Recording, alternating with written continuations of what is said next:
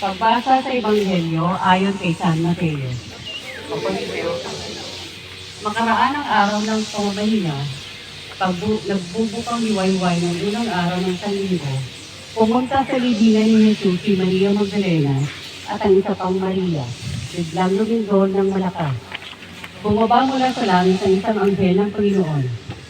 Idinulong ang batong nakatakip sa libingan at naupo sa ibabaw niyon. Ang kanyang mukha ay nakasisilaw na parang sigla at kasing puti ng busilak ang kanyang damit. Nanginig sa takot ang mga bantay at nabulagtang animoy patay nang makita ang anghel. Ngunit sinabi nito sa mga babae, "Huwag kayong matakot. Alam kong hinahanap ninyo si Jesus na itinako sa krus. Wala na siya rito, sapagkat siya muli na buhay tulad ng kanyang sinabi. Halika kayo, tingnan ninyo ang pinaglagyan sa kanya.